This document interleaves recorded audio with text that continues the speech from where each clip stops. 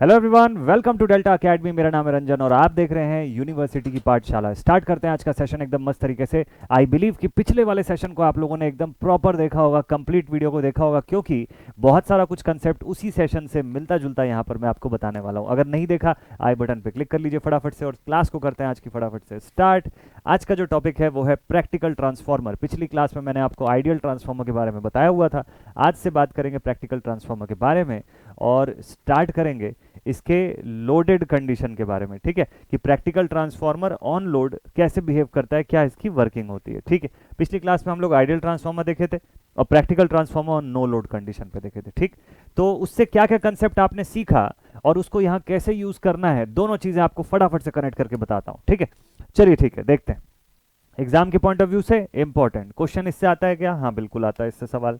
Direct question पूछता है इस टॉपिक से। ठीक है, इस टॉपिक से डायरेक्ट क्वेश्चन पूछता है। ये टॉपिक 3 पार्ट के अंदर में आपको मिलेगा और वीडियो के अंदर 2 पार्ट के अंदर में लेकर के आऊंगा। आज की क्लास है इंट्रोडक्टरी फॉर्म में, आपको मैं प्रैक्टिकल ट्रांसफॉर्मर पूरा बता दूंगा। उसके बाद फिर लोड कैरेक्टरिस्टिक में एक टाइप का लोड भी बता दूंगा उसके साथ। ठीक, फिर उसके बाद फिर हम लोग आगे चल के रिमेनिंग 2 टाइप के लोड्स का अगला सेशन जो है उसको भी देखेंगे।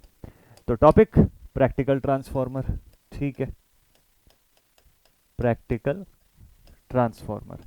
तो पिछली क्लास में इसका थोड़ा बहुत आइडिया आपको लग गया होगा। ठीक है, इसका थोड़ा बहुत आइडिया तो आपको ज़रूर से मिल गया होगा पिछली क्लास में कि प्रैक्टिकल ट्रांसफॉर्मर होता क्या है, आइडियल ट्रांसफॉर्मर से कैसे डिफर करता है और क्या क्या इसकी मेजर कैरेक्टरिस्टिक्स होती है जो हमको ध्यान देना होता है।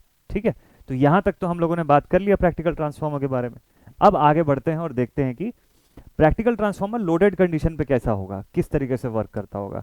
तो लेट अस सपोज कि हमारे पास, और हाँ इसका फेजर डायग्राम मेन होता है। बहुत सारे लोग उसी फेजर से ही घबराते हैं। One of the most difficult phasor diagram इसको बोलते हैं लोग, बट ऐसा है नहीं। आप आराम से अगर देख के समझते चले जाएं तो आपको फिर ये समझ में आने लग जाएगा। कुछ बेसिक की पॉइंट्स है जो आपको ध्यान देना होता है, बाकी तो सब वही है जो आपने नो लोड वाली कंडीशन पर देखा था। ठीक है, चलिए ठीक। तो लेट अस सपोज हमारे पास यहाँ पर एक ट्रांसफॉर्मर जो है वो ऐसा अवेलेबल है इस तरीके का, और इसको स्टेप अप ट्रांसफॉर्मर आप रख सकते हैं। ठीक है, स्टेप अप ट्रांसफॉर्मर रखते हैं। ठीक है, मैंने गलती से इसको स्टेप डाउन बनाया हुआ है, इसको मैं थोड़ा सा सुधार लेता हूँ। Let us make it a step up transformer. इसको एक स्टेप अप ट्रांसफॉर्मर बना दिया जाए।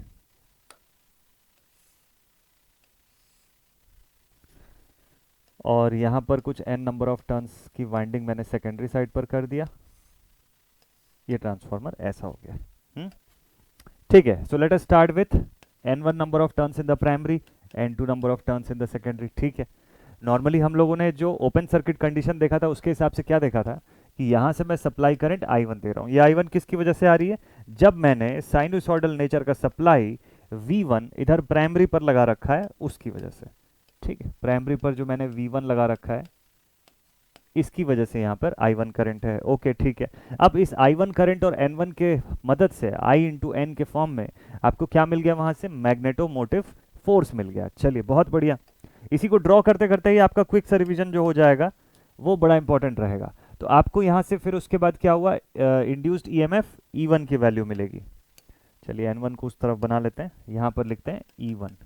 ठीक है, induced EMF in the primary side. ठीक, फिर यहाँ पर हो गया आपके पास N1 नंबर ऑफ टर्न्स।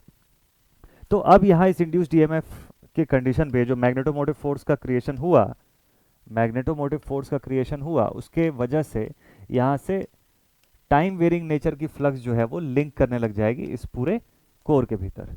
ठीक, अब ये टाइम वेरिंग नेचर की फ्लक्स जो है ये कोर के भीतर जो लिंक करेगी, जो जितनी लीक हो गई उसकी तो मैं बात ही नहीं कर रहा हूँ, मैं सिर्फ यूजफुल फ्लक्स की बात कर रहा हूँ यहाँ पे। ठीक है, so this is our useful flux phi u, या इसको सिर्फ फाई भी आप लिख सकते हैं। ठीक है, तो ये कुछ अमाउंट की फ्लक्स जो है वो यहाँ से लिंक कर रही है और इसी फ्लक्स के वजह से हमको सेकेंडरी साइड पे आउटपुट मिल रहा है। ठीक, अब I1 करंट जो है इसको मैंने पिछली बार आपको बताया था कि I1 जो है that is nothing but the combination of I mu and IW, working component of current भी बोलते हैं इसको। इसी को IC से लिखवाया था मैंने वैसे पिछली क्लास में आपको, तो आप IC लिख सकते हैं कि core loss component of current हो गया और I म्यू मतलब मैग्नेटाइजिंग कंपोनेंट ऑफ करंट हो गया। तो I1 बेसिकली इन दो कंपोनेंट्स के फॉर्म में ब्रोक्ड है। ठीक है, उस फॉर्म में उसको ब्रेक करके हम लोगों ने रखा हुआ है और वैसे इक्विवेलेंट सर्किट डायग्राम में शो करते हैं। ठीक, लेकिन जब आपका सेकेंडरी भी ओपन है और आपका मतलब नो लोड का जो कंपोनेंट होगा करंट का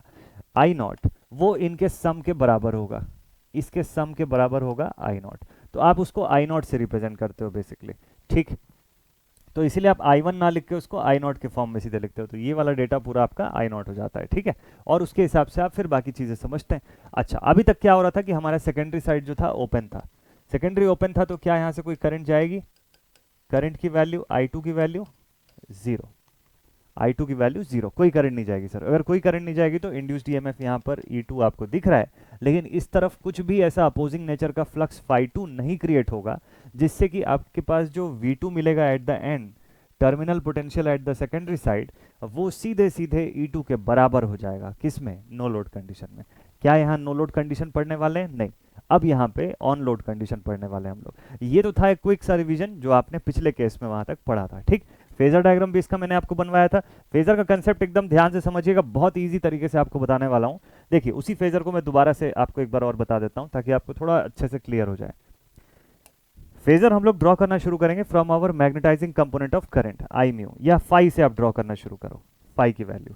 ठीक है, कितना फ्लक्स लिंक हो रहा है, अब कितना फ्लक्स लिंक हो रहा है वो डिपेंड करेगा किस पे, कि कितनी मैग्नेटाइजिंग करंट है वहां पर। ठीक है, और इसी वजह से ये दोनों बिल्कुल एक ही फेज में रहेंगे, तो आई म्यू के ऊपर डिपेंड कर रहा है। ठीक, सर्किट में जो ईएमएफ इंड्यूस हो रहा है, ये जो सर्किट में ईएमएफ इंड्यूस हो रहा है, ये अपनी फ्लक्स से या अपनी आई करंट से कितना डिग्री लैग करेगा, ये मैग्नेटाइजिंग कंपोनेंट ऑफ करंट से 90 डिग्री पीछे चलेगा। ईएमएफ इक्वेशन में बना रखे हैं हम लोग पहले से। ठीक है, तो अब डिपेंडिंग अपॉन कि मैं प्राइमरी वाइंडिंग को ज़्यादा नंबर ऑफ टर्न्स कर लूँ या सेकेंडरी को ज़्यादा नंबर ऑफ टर्न्स कर लूँ, यानी स्टेप अप या स्टेप डाउन, जो भी कंडीशन है उस हिसाब से आप यहाँ पे E1 के साथ साथ E2 को भी शो कर सकते हैं।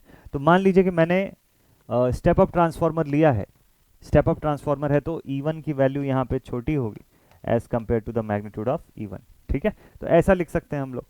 ठीक है भाई, बिल्कुल लिखा जा सकता है। अगर सपोज कर लीजिए दोनों कंपोनेंट बिल्कुल बराबर होते एक दूसरे के, तो फिर उस कंडीशन में आप एक बराबर एरो पे शो करते। ठीक, तो ईएमएफ जो है वो अपनी मैग्नेटाइजिंग कंपोनेंट ऑफ करंट से 90 डिग्री पीछे चल रहा है, और मैग्नेटाइजिंग कंपोनेंट ऑफ करंट जो है वो अपनी सप्लाई पोटेंशियल से 90 डिग्री पीछे चल रहा है। अब आप बोलेंगे सर क्यों है ऐसा, देखिए बिल्कुल सिंपल सा है ना, आपने यहाँ से सप्लाई पोटेंशियल दिया, सामने लगी हुई है वाइंडिंग, वाइंडिंग मतलब कौन सा load, inductive load, inductive load है तो क्या क्रिएट करेगा, lagging power factor condition create करेगा। यहाँ पर जो करंट है आपकी वो लैग करने लग जाएगी, किससे, V1 से। कौन सी करंट, जो आपकी I1 है उसकी बात मैं कर रहा हूँ, और जो मैग्नेटाइजेशन के रिस्पेक्ट में देखोगे तो वो मैग्नेटाइजिंग करंट जो है, कंपोनेंट ऑफ करंट जो है वो अपनी सप्लाई वोल्टेज से 90 डिग्री पीछे चलेगा। तो मतलब V1 से आई म्यू जो है वो 90 डिग्री पीछे चलना चाहिए। चलिए बहुत बढ़िया, तो V1 से आई म्यू को 90 डिग्री पीछे बना दो, और जब आप ऐसा बनाएंगे तो आपको दिखेगा कि V1 और E1 दोनों अपोजिट फेज में है, तो इसी को आप V1 is equal to minus of E1 भी लिखते हैं, या फिर इसको 180 डिग्री अपार्ट, इन दोनों के बीच का जो फेज डिफरेंस एंगल होता है 180 डिग्री अपार्ट, जिसको कि आप लेंज लॉ के हिसाब से पढ़ते हैं, E is equal to minus N d phi by d t, या फिर वो माइनस साइन आपको दिखाता है कि ये अपनी कॉज को अपोज कर रहा है, तो वो अपोजिशन आपको इस फेजर के अंदर भी इस हिसाब से दिखता है। तो ये सब था पूरा का पूरा फेजर जो आपने पिछले केस के लिए पढ़ा था। ठीक है, अभी अब आपको मैं नया केस बता रहा हूं जिसमें कि आप इसी फेजर को ऑन लोड कंडीशन पे अब स्टडी करने वाले हैं। ठीक है, अब फेजर में क्या क्या चेंज आएगा उसको देखेंगे। तो यहाँ एक नेक्स्ट हेडिंग डालते हैं, प्रैक्टिकल ट्रांसफॉर्मर, प्रैक्टिकल ट्रांसफॉर्मर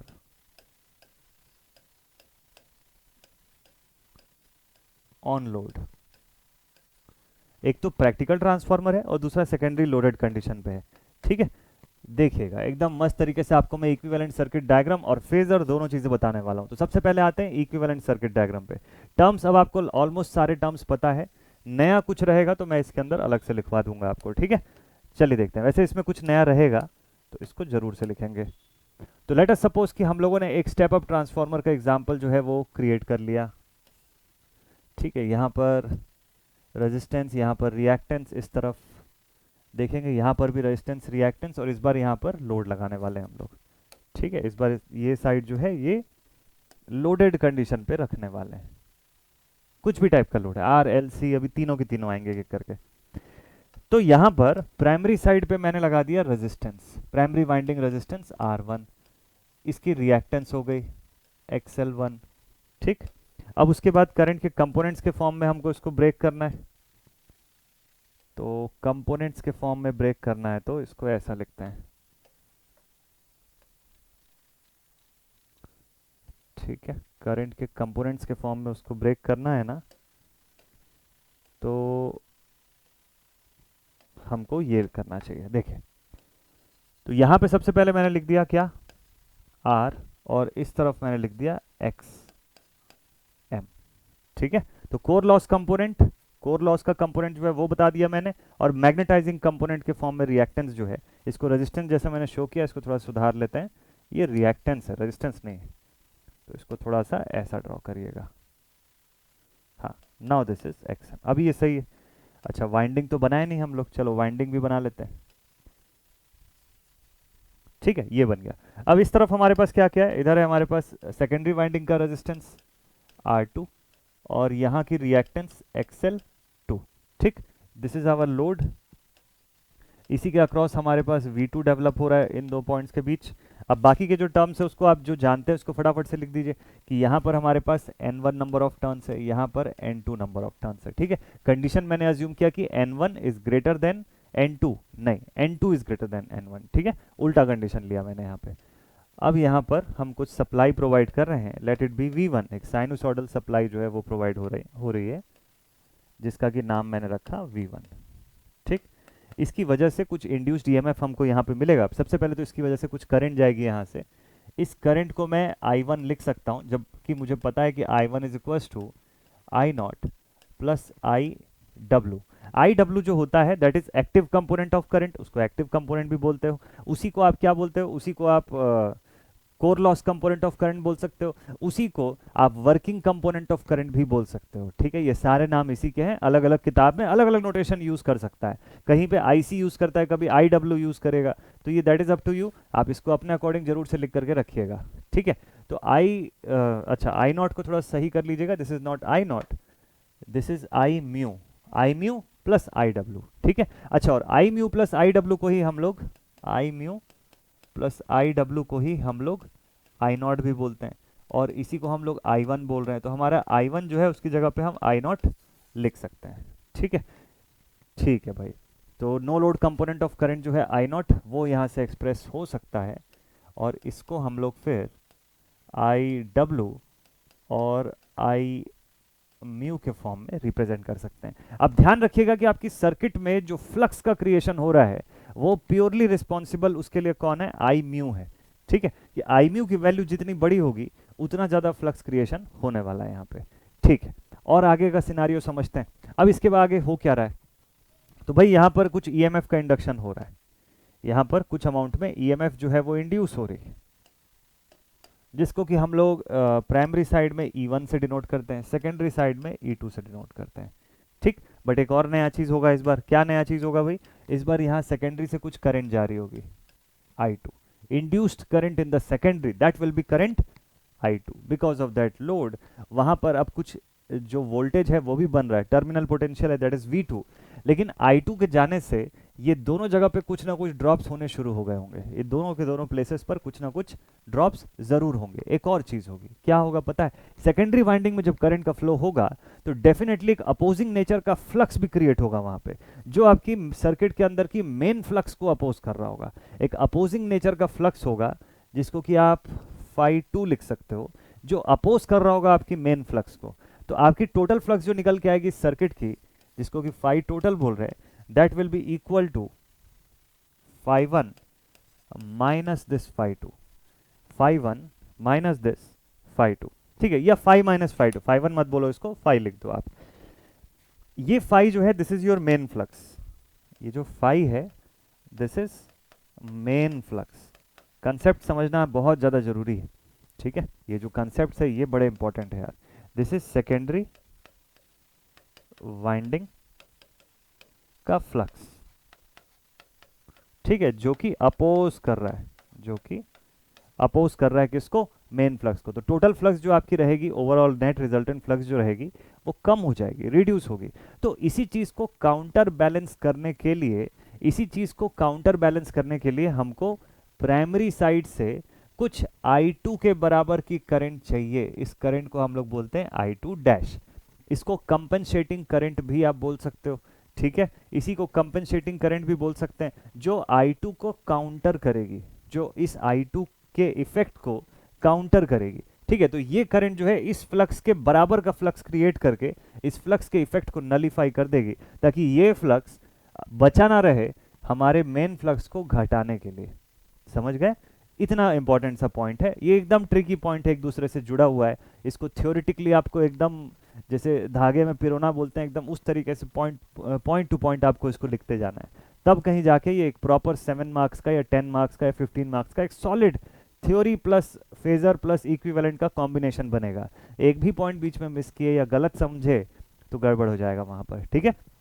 तो दोबारा से मैं आपको एक बार फिर से बता दूं, तो प्राइमरी वाइंडिंग से हमको जो आउटपुट निकल के आ रहा है, जो मिल रहा है, उसमें से हमको एक I2 का अपोजिंग नेचर का कंपोनेंट रिक्वायर्ड होगा। क्यों रिक्वायर्ड होगा?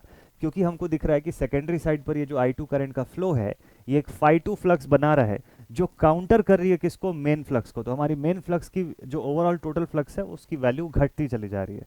तो उसको काउंटर बैलेंस करने के लिए हमारा ये वाला जो वाइंडिंग है, इसमें से I0 तो चली गई, चलो आपके पास ये दो कंपोनेंट्स के फॉर्म में, लेकिन इस तरफ से I2 जो है, I2 डैश, मतलब इस सेकेंडरी करंट के बराबर का कुछ करंट ये लेगा ये वाइंडिंग, जिससे कि ये उतना ही फ्लक्स बना सके जितना फ्लक्स हमको अपोजिशन ऑफर कर रहा है। तो ये उसको काउंटर बैलेंस करने के लिए उतना फ्लक्स बनाएगा, ठीक है। यहां तक का पॉइंट क्लियर सभी को? ठीक है, चलिए इस पॉइंट तक अगर आपको क्लियर हो गया तो अब जरा सा हम लोग इसके फेजर डायग्राम तक भी पहुंचते हैं, देखते हैं कि इनका फेजर वगैरह जो है उसको भी कैसे बनाना चाहिए, ठीक है। उसके पीछे क्या क्या स्टेप है। तो पूरा का पूरा बेसिक फंडामेंटल आपको समझ में आ गया कि इसमें क्या क्या चीजें होती है। चलिए ठीक है, तो कोर इसको RW या RC से भी आप रिप्रेजेंट कर सकते हो, that is up to you. Core loss component हो गया, ठीक है, ऐसा हो गया। चलिए अब आते हैं जरा फेजर डायग्राम पे। फेजर डायग्राम बनाने के लिए अभी तक देखिए मैंने लोड स्पेसिफाई नहीं किया। लोड लगा है जिसकी वजह से I2 जा रहा है, वो तो समझ आ गया, लेकिन कौन सा लोड लगा है? लोड भी तो बहुत वैरायटी का हो सकता है ना। तो load can be of any variety, load resistive भी हो सकता है, इंडक्टिव भी हो सकता है, कैपेसिटिव भी हो सकता है। तो फिलहाल मैं फर्स्ट केस शुरू करने जा रहा हूं यहाँ से। आज की क्लास का जो मेन टॉपिक रहेगा वो यही है कि प्रैक्टिकल ट्रांसफॉर्मर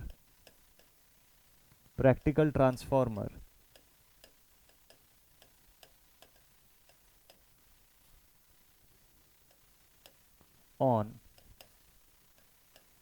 रेजिस्टिव लोड।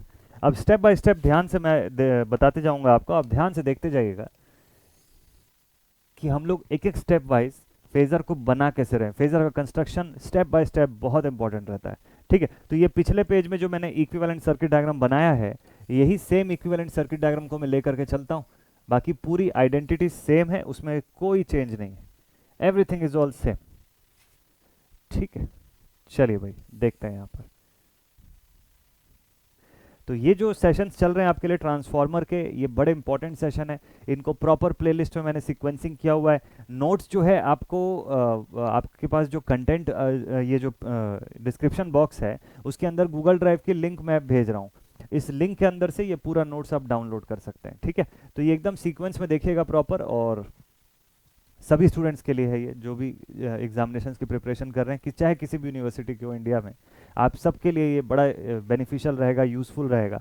कई स्टूडेंट्स के सिलेबस में ट्रांसफार्मर हो सकता है बेसिक इलेक्ट्रिकल में ना रहे, तो आगे चल के मशीन्स में आएगा, अगर आप इलेक्ट्रिकल ब्रांच के स्टूडेंट हैं तो ये इंपॉर्टेंट रहेगा आपके लिए, ठीक है। तो लेट अस अज्यूम कि हम लोगों ने यहाँ पर एक रजिस्टिव लोड लगाया हुआ है, और इस रजिस्टिव लोड को मैं R से शो कर रहा हूँ। इस रजिस्टिव लोड को मैं यहाँ पर R रेजिस्टेंस से शो कर रहा हूँ, ठीक है। अब देखिए रेजिस्टिव लोड है तो बहुत सारी चीजें जो है बदलेंगी, बहुत सारी आइडेंटिटी इसकी चेंज होगी। क्या क्या आइडेंटिटी है चलिए देखते चले जाते हैं। अब इसका फेजर का कंस्ट्रक्शन करते हैं पहले यहीं पर। इस बार एक काम करते हैं, फेजर का कंस्ट्रक्शन जो है ना सेकेंडरी साइड से शुरू करते हैं। इस बार फेजर मैं प्राइमरी से नहीं सेकेंडरी से बनाने वाला हूँ। कैसे सेकेंडरी से बनाऊंगा ध्यान से देखिए। सेकेंडरी साइड से मैं फेजर बनाने जा रहा हूँ, तो सबसे पहला काम मैं यहाँ से क्या ड्रॉ कर रहा हूँ, देखिए सेकेंडरी साइड से फेजर बनाने के लिए मुझे सबसे पहले किस चीज़ की ज़रूरत है? सबसे पहले मैं देख रहा हूँ कि V2 को मैं कहाँ पे बना सकता हूँ। ठीक है, ये V2 जो है इसको मैं एज अ रेफरेंस बना रहा हूँ। रेफरेंस के तौर पे क्यों ले रहा हूँ?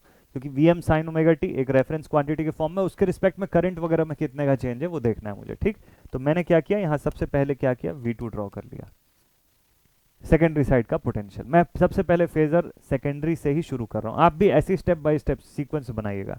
ठीक है, फिर इसके बाद मैं देख रहा हूँ कि I2 करंट V2 से लीड करेगी या लैग करेगी। तो भाई आपको एकदम साफ सुथरा सवाल में ऊपर ही बता दिया है कि आप रेजिस्टिव लोड के लिए फेजर बनाने जा रहे हैं। जब रेजिस्टिव लोड के लिए फेजर बनाने जा रहे हैं तो इसका मतलब ये है कि I2 करंट जो है, I2 करंट जो है ये सेम फेज में रहेगी यहां पर, लाइक दिस। इसी को आप लिखेंगे I2। तो V2 और I2 दोनों एक ही फेज में, V2 और I2 दोनों एक ही फेज में। ठीक, अच्छा यहाँ पे कुछ वोल्टेज ड्रॉप्स भी हो रहा है ना। यहाँ का वोल्टेज ड्रॉप जो है ये सपोज कर लो R2 है, तो इसकी वोल्टेज ड्रॉप आप लिखोगे V2 इज इक्वल्स टू, या V is equals to I2 into R2, और यहाँ का वोल्टेज ड्रॉप लिखोगे आप V dash is equals to I2 into XL2।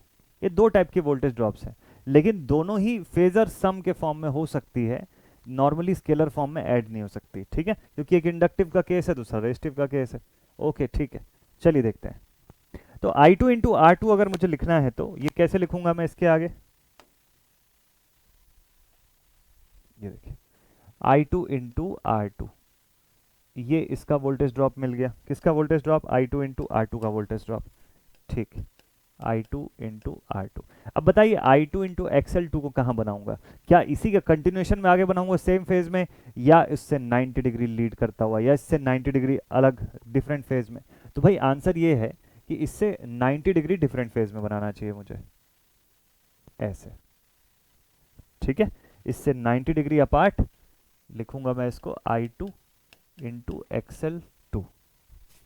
Step number 1 2 3, तीनों स्टेप आपके सामने।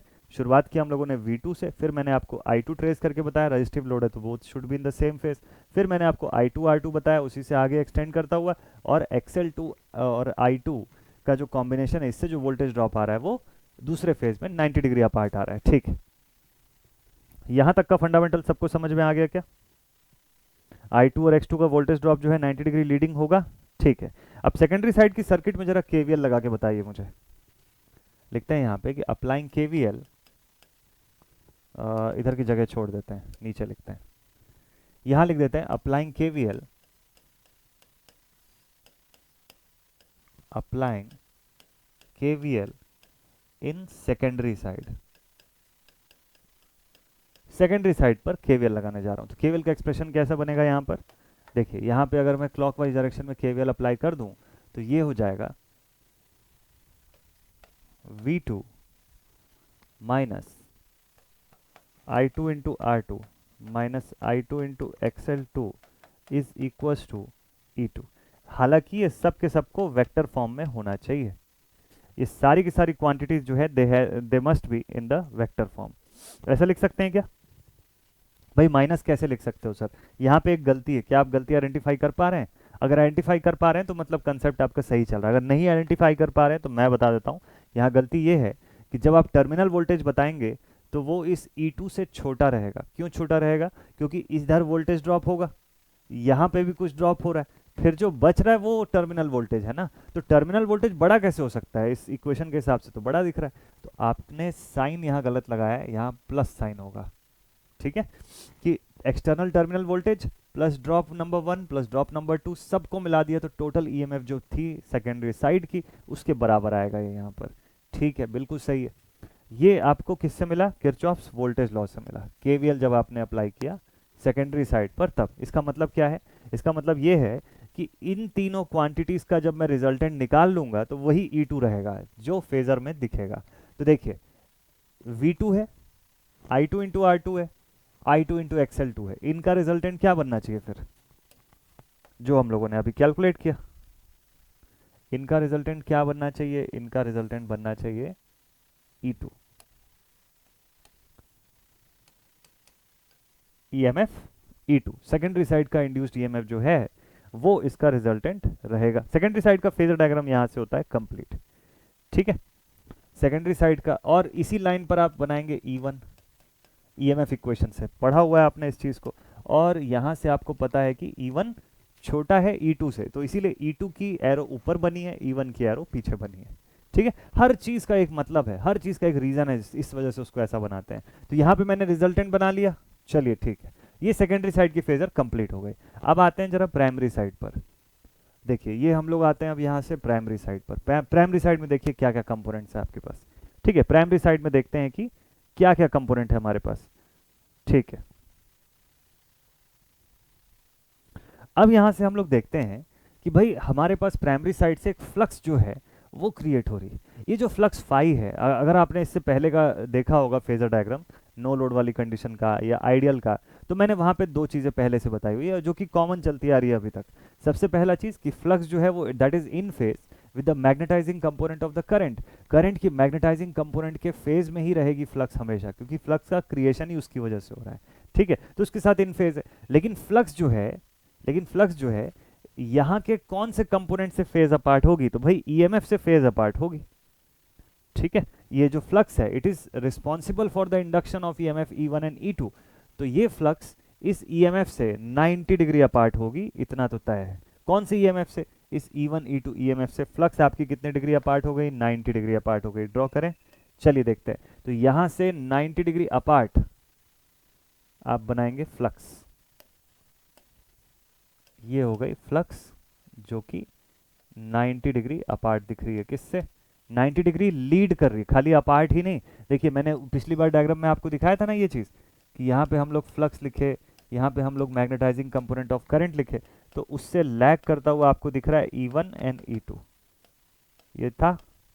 उसी सिचुएशन को मैंने यहाँ पे बना दिया फिर से, ठीक है। सेम सिनारियो है, समझ आ रहा है अभी आपको, चलिए ठीक है। तो फ्लक्स जो है वो अपने E1 E2 EMF से लीड करेगी by how much, by 90 degrees, ठीक है। तो मैग्नेटाइजिंग कंपोनेंट ऑफ करंट जो है वो कहां बनेगा, E1 E2 के साइड बनेगा कि फ्लक्स के साइड बनेगा, सोचिए जरा। मैग्नेटाइजिंग कंपोनेंट ऑफ करंट जो है उसको आप कहां पर ड्रॉ करेंगे, तो आपको पता है कि मैग्नेटाइजिंग कंपोनेंट ऑफ करंट हमेशा फ्लक्स के फेज में ही होता है, उससे अलग कहीं नहीं होता, ठीक है। तो यहां पे मैं ड्रॉ कर लेता हूं I mu, magnetising component of current, okay ठीक है। अब देखिए दूसरा चीज यहां पर क्या हो रहा है, फाई तो चलो लीड कर रही है यहां पर, ठीक है। फाई को हम लोग क्या बोलते हैं, मैग्नेटाइजिंग कंपोनेंट ऑफ करंट की वजह से ये क्रिएट हो रही है, तो उसको इन फेज भी हम लोग ड्रॉ कर लिए, ठीक है। अब हमको ये पता है कि लेंज लॉ को फॉलो करते हुए जो हमारी लीकेज हो रही है, लीकेज बोलता हूँ सॉरी, जो वहां पर लॉसेस जो हो रही है वो ईएमएफ की वजह से हो रही है। ईएमएफ का इंडक्शन जो है उसके लिए मेजर रोल प्ले कर रहा है, लेकिन लेंज लॉ के हिसाब से साइन क्या है उसका, माइनस साइन है।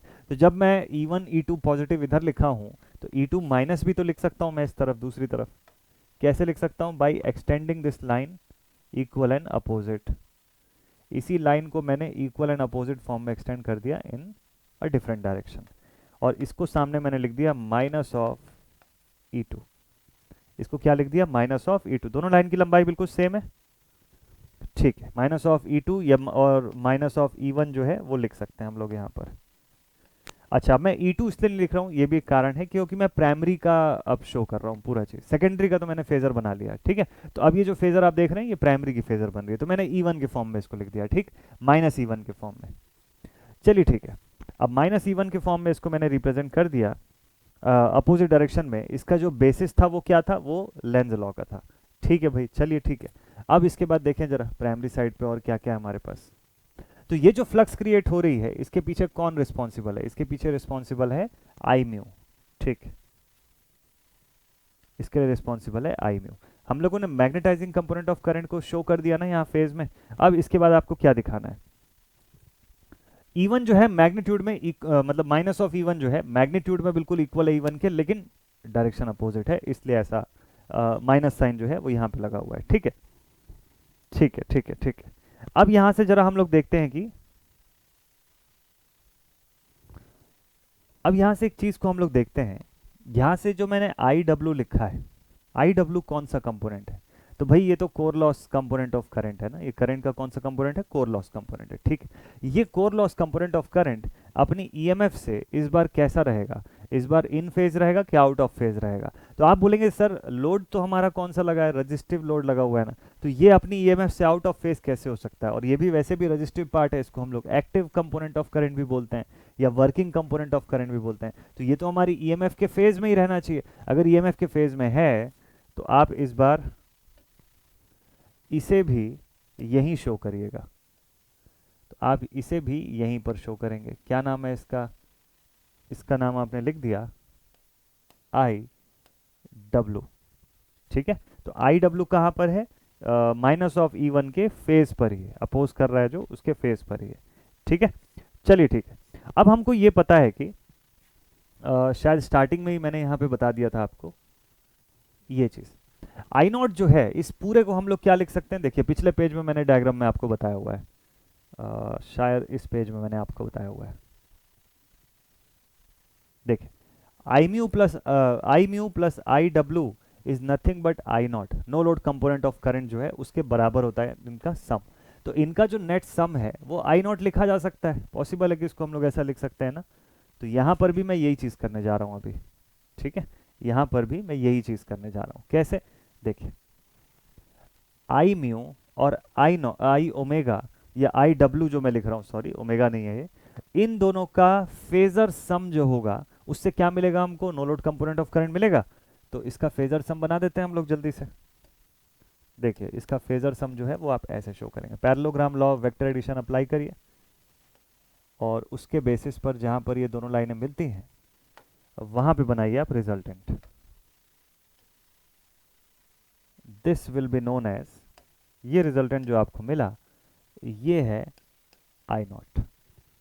ये जो रिजल्टेंट आपको मिला इन दोनों के बीच का यही आई नॉट है। This resultant is nothing but the I not. ठीक है, चलिए ठीक है, तो यहां तक पहुंच गए हम लोग।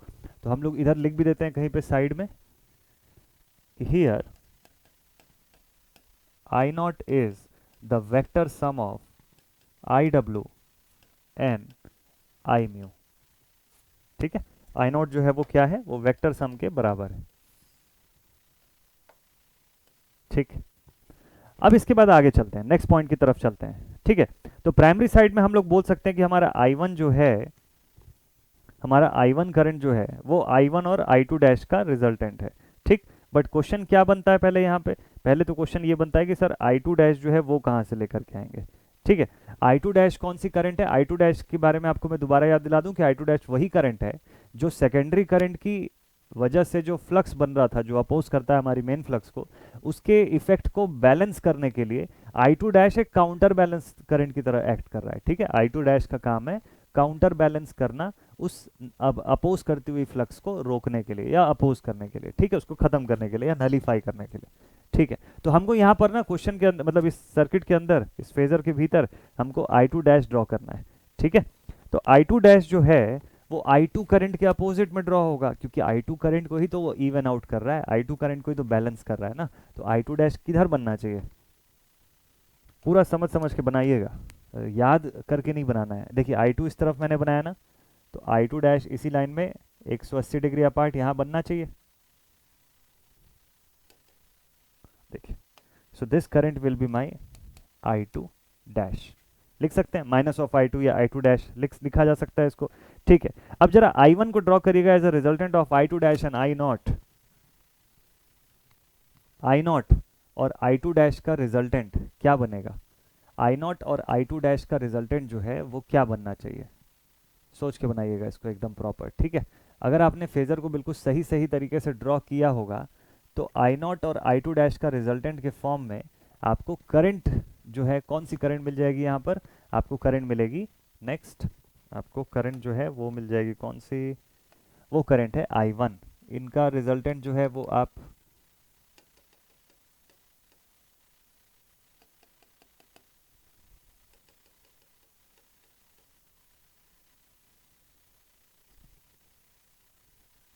चलिए ठीक है, इसको एक बार एक काम करते हैं, फिर से एकदम प्रॉपर एक बार बनाते हैं। ठीक है, ये वाले पोर्शन को ना एक बार और रिकंस्ट्रक्ट करते हैं। चलिए ठीक है, हाँ जी, तो कंटिन्यू करते हैं अब यहाँ से आगे। ठीक है। तो अब यहाँ पर एक चीज़ बड़ा इंपॉर्टेंट है, अब मैं I2 डैश बना रहा हूँ तो मुझे यहाँ पे क्या लेकर के आना है, मुझे I1 करंट को प्लेस करना है। बट एक दिक्कत क्या है पता है, यहाँ पर एक चीज़ को थोड़ा सा ध्यान देना ज़रूरी है, जिसको कि थोड़ा सुधार लीजिएगा। आई डब्ल्यू की वैल्यू आई म्यू के तुलना में बहुत छोटी होगी। Magnetising component of current will always be higher as compared to this I W. तो ये जो डेटा आपने दिखाया, ये जो डेटा थोड़ा सा ज़्यादा लेंथ का दिखाई दे रहा है, ये जस्ट उल्टा होगा, आई म्यू ज़्यादा बड़ा होगा एज कंपेयर टू दिस। तो इतने पोर्शन को मैं एक बार दोबारा से करेक्ट कर लेता हूँ, इतने पोर्शन को मैं एक बार दोबारा से करेक्ट कर देता हूँ। ठीक है, अब वापस से एक बार देख लेंगे तो आसानी से आपको समझ में आ जाएगा। तो आई म्यू जो है इसको मैं थोड़ा सा ऊपर बनाने जा रहा हूँ, ठीक है, ताकि फेजर जो है स्मॉल स्पेस में भी, बट ऐसा हो ना। हाँ जी, तो यहाँ से मैंने क्या बनाया था याद करिएगा, यहाँ से मैंने जब इसको एक्सटेंड किया था, so this was minus of E1, यहाँ पे मैंने बनाया था माइनस ऑफ E1, आपको अगर ध्यान में होगा तो। दूसरा चीज़, मैंने I2 को इधर से आगे एक्सटेंड कर दिया, बट वो I2 बाद में एक्सटेंड होगा। इसी माइनस E1 के साथ इन फेज आया था क्या, इसी माइनस E1 के साथ इन फेज आ गया था हमारे पास I म्यू, ठीक है। और फिर मैंने इन दोनों का रिजल्टेंट निकाल लिया, इन दोनों का रिजल्टेंट यहाँ कहीं पे आया मेरे पास, और ये कौन सा कंपोनेंट बन गया मेरे पास, ये कंपोनेंट बन गया आई नॉट का कंपोनेंट, ठीक है। एक second, so this is my working component of current and this is my magnetising component of current. इन दोनों का रिजल्टेंट आ गया हमारे पास आई नॉट, ठीक है। अभी फेजर आपका एकदम सही बन रहा है। अब इसके बाद नेक्स्ट हमारे पास क्या था, देखिए, तो मैंने आपको बोला कि I2 जो है वो उसी का जस्ट अपोजिट आपको क्या मिलेगा, यहाँ से I2 डैश मिलेगा, ठीक है। I2 का जस्ट अपोज करता हुआ आपको मिलेगा I2 डैश। और हमको ये पता है, देखिए यहाँ से अगर आप इसी डायग्राम से अब ध्यान से समझिएगा, I2 डैश और I0 का वेक्टर सम आपको I1 दिलाएगा। I1 जो है वो I2 डैश और I0 का वेक्टर सम के तौर पे दिखेगा। तो उसको ड्रॉ करने के लिए आप क्या करेंगे, यहाँ से उसी को ड्रॉ करने के लिए आपको एक बार फिर से parallelogram law of vector addition लेना पड़ेगा। तो ये रहा I0 और यहाँ पे रहा I2 डैश, ये दोनों जहाँ पर इंटरसेक्ट करते हैं उस पॉइंट पर आप बनाइएगा क्या, उस पॉइंट पर आप बनाएंगे I1। ये जो पॉइंट है ना, ये I1 है। बहुत देख समझ के बनाने वाली चीज़ है, ये एकदम प्रॉपर देख के बनाने वाली चीज़ है, नहीं तो खूब बड़ा चांस हो जाएगा वहाँ मिस्टेक होने का, ठीक है। ये थोड़ा सा कॉम्प्लिकेटेड आपको दिखेगा, बट आप डॉटेड लाइन के फॉर्म में चीज़ों को शो करिएगा तो आपको पता रहेगा कि मेन वाली लाइनें कौन कौन सी है और वेक्टर सम करने के लिए जो कनेक्टिंग लाइन है वो कौन कौन सी है, ठीक है। जैसे यहाँ पर ये सब वेक्टर सम के लिए लाइनें किए हुए हैं हम लोग, तो ये अलग है, ये देखिए लाइक दिस। तो आपको यहाँ पे अब दिखने लग जाएगा कि अच्छा I1 की वैल्यू जो है वो यहाँ पर ट्रेस हुई है, ठीक है भाई। यहाँ तक हम लोगों ने I1 ट्रेस कर लिया, ठीक है। I0 हो गया, I2 डैश हो गया, I1 हम लोगों ने ट्रेस कर लिया, ठीक। चलिए बहुत परफेक्ट है। अब इसके बाद देखिए कि हम लोग यहाँ से V1 जो है उसको भी ट्रेस करेंगे, इस यहाँ से V1 जो है उसको भी ट्रेस करेंगे, बट उससे पहले कुछ और बनाते हैं, ठीक है। उससे पहले कुछ और बनाते हैं। तो E1 की लाइन हम लोगों ने बना ली, माइनस E1 की लाइन, ठीक। अब यहाँ से देखिए कि I1 R1 प्राइमरी साइड का जो वोल्टेज ड्रॉप होगा I1 इंटू R1, ठीक। ये E1 के फेज में होगा कि नहीं होगा ये बताइएगा। ये माइनस ऑफ E1 और I1 इंटू R1 का जो ड्रॉप है रेजिस्टिव लोड होने की वजह से, ये तो दोनों इन फेज हो जाने चाहिए, ये दोनों के दोनों क्या हो जाने चाहिए, इन फेज हो जाने चाहिए। लेकिन किसके, ये किसके इन फेज होंगे भाई, I1 R1 जो है वो I1 के फेज में होगा, और किसके इन फेज होगा, है ना। तो I1 के फेज में इसको चलिए ड्रॉ कर देते हैं। ये जो आपने I1 बनाया इसी के फेज में मैं बना देता हूँ I1 इंटू R1, बना सकते हैं इसको ऐसा। देखिए दोनों को इन फेज मैंने रखा हुआ है, ठीक है, बिल्कुल एक समान रखा हुआ है। अच्छा I1 R1 अगर यहाँ पे बन गया तो अब आप बताइए कि I इंटू एक्स कैसे बनेगा, मतलब I1 into X1, I1 into X1 जो है ये कैसे बनेगा फिर, चलिए देखते हैं। अब ये इससे भी 90 डिग्री अपार्ट बनना चाहिए, तो यहाँ से 90 डिग्री लेकर के और इसको ट्रेस करिए आप, I1 इंटू X1 जो है 90 डिग्री के अप्रॉक्स लेकर के इसको और ट्रेस करिएगा, ठीक है। थोड़ा सा यहाँ पर गैप बनाते हैं,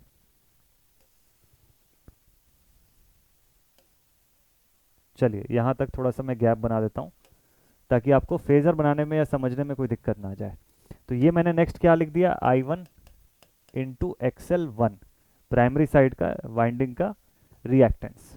ठीक, अब बताइए कि इन सब का अगर अब मैं प्राइमरी साइड पे मान लीजिए दोबारा से केवीएल लगाता हूँ, इस प्राइमरी साइड पे फिर से मैं केवीएल लगाने की बात कर रहा हूँ। ठीक, तो ये जो केवीएल लगेगा उससे V1 का एक्सप्रेशन कैसा निकल के आएगा आप एक बार खुद से कैलकुलेट करके देखिए।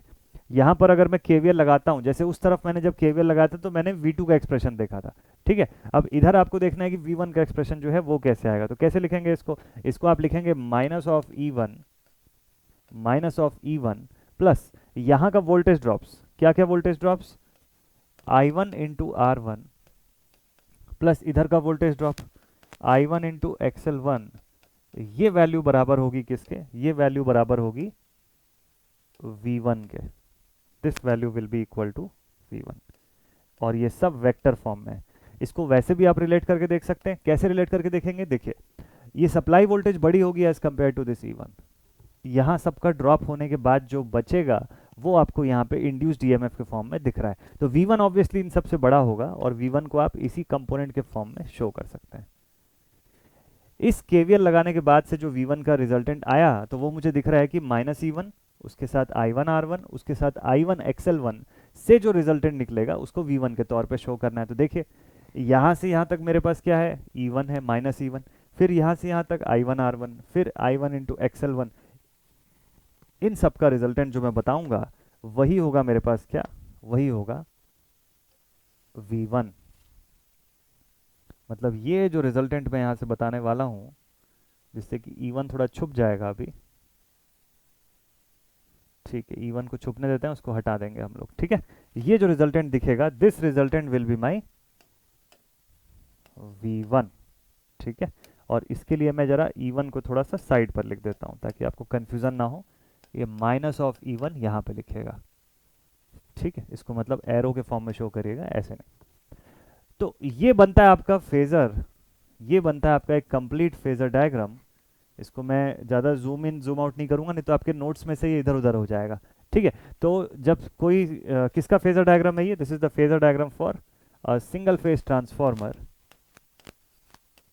A single phase practical transformer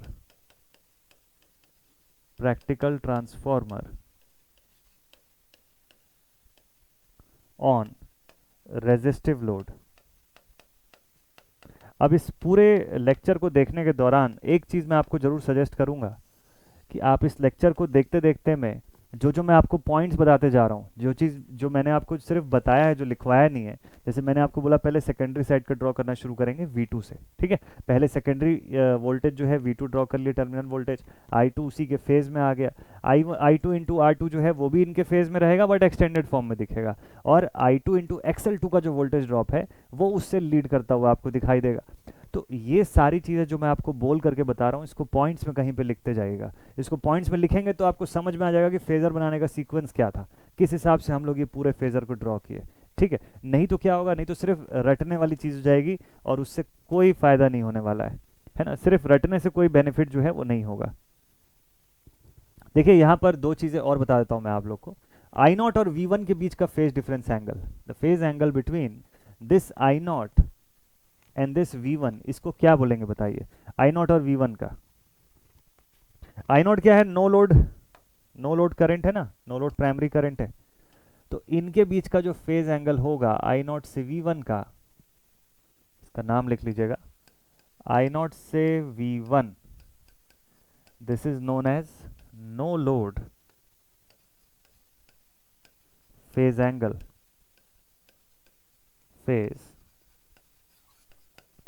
no load phase angle जो है वो इसको बोला जाएगा। ठीक है, या पावर फैक्टर एंगल भी इसी को बोलते हैं, इसी को क्या बोलते हैं, इसी को बोलते हैं पावर फैक्टर एंगल। कभी अगर पूछ लिया एग्जामिनेशन में तो, वैसे बेसिक इलेक्ट्रिकल में इतना डेप्थ में नहीं पूछता है, बट अगर कभी पूछ भी लिया तो आप इसको बता सकते हैं कि पावर फैक्टर एंगल जो है V0 से I1 के बीच का फेज एंगल है। ठीक है, और दूसरा, चलिए इसी फेजर डायग्राम में एक और चीज़ बताता हूँ आपको। φ1 जो है वो V1 और I1 के बीच का एंगल है, φ1 जो है वो इस V1 और इस I1 के बीच का एंगल है, यहाँ से यहाँ तक देखिए, इसको आप बोलते हैं दिस इज फाई वन। ठीक है, तो जो phase difference angle phi one आप निकालोगे वो आई वन और वी वन के बीच का निकलेगा, ऑब्वियस से थिंग है। तो सारी चीज़ों का जो सीक्वेंस है ना वो एकदम तय है कि किसके बाद क्या ड्रॉ करना है। कि भाई आपने E1 E2 ड्रॉ किया तो आपको पता है कि इससे 90 डिग्री लीड करती हुई फ्लक्स फाई है, फ्लक्स फाई है तो उसी के साथ जो उसका करंट कंपोनेंट है वो भी इन फेज है। करंट का कौन सा कंपोनेंट है, जो हमारा मैग्नेटाइजिंग कंपोनेंट ऑफ करंट है, तो वो उसके साथ इन फेज है, सेम लाइन पे ड्रॉ कर दिया मैंने। ठीक है, और मुझे पता है कि यहाँ से E2 जो है उसको नेगेटिव साइड में मैं एक्सटेंड करूंगा on the basis of Lenz law, E2 या E1 का। तो E1 का एक्सप्रेशन मैंने क्या किया, लेंज लॉ के हिसाब से अपोजिट साइड में एक्सटेंड करके इसके बेसिस पे मैंने देखा कि यहाँ पर मैं core loss component of current जो है उसको शो कर सकता हूँ। ठीक है, या वर्किंग कंपोनेंट ऑफ करंट जो है उसको मैंने यहाँ शो कर दिया। अब इन दोनों का रिजल्टेंट क्या देता है मुझे, आई नॉट की वैल्यू देता है जो हम शुरू में एक्सप्रेस करके रखे हुए हैं। तो ऐसे हर चीज़ ना एकदम प्रॉपर रिलेटिबिलिटी के साथ बनाइएगा तो एकदम मस्त से समझ में आएगा आपको। एक भी बीच का पॉइंट मिस होगा तो गड़बड़ हो जाएगा। ठीक है, फेजर एकदम समझ के बनाना है। आपने देखा कि मैंने यहाँ पे आई डब्ल्यू की वैल्यू जो है उसको बड़ी कर दी और आई म्यू को छोटा कर दिया, पूरा फेजर ही गलत हो गया था वहां पर। क्यों, क्योंकि कंसेप्चुअली भी वो रॉन्ग है। आपका magnetising current should be more as compared to this core loss component of current. तो ऐसे हर छोटी छोटी चीज को अगर आप ध्यान रखते चले जाएंगे एकदम प्रॉपर सटीक फेजर डायग्राम आप बना के आएंगे आपके एग्जामिनेशन में। ठीक है, तो इक्विवेलेंट सर्किट डायग्राम आपने देख लिया, उसका फेजर आपने यहाँ पर देख लिया। अगली क्लास पे जब मिलेंगे तो लैगिंग पावर फैक्टर लोड का भी हम लोग कनेक्शन इसके अंदर देखेंगे और उसके साथ साथ लीडिंग पावर फैक्टर वाले का भी वहीं पर क्रिएट करेंगे अच्छे से। ठीक है, तो मिलते हैं आप सभी से अब नेक्स्ट वीडियो में। आई होप एकदम मस्त तरीके से ट्रांसफार्मर का फेजर डायग्राम बनाएंगे आप लोग। जरूर से इस वीडियो के तुरंत बाद आप लोग एक बार प्रैक्टिस करके देखिएगा। एक बार तो आप मेरे साथ साथ बनाए होंगे, वीडियो एंड होने के बाद बिना देखे, बिना वीडियो को देखे या बिना नोट्स को देखे खुद से एकदम आराम से कंसेप्ट से एक बार बना के देखिए, बहुत अच्छा कॉन्फिडेंस बूस्टअप होगा आपका। मिलते हैं आप सभी से नेक्स्ट वीडियो में। Take care all my dear students and thank you so much for watching this video. Jai Hind.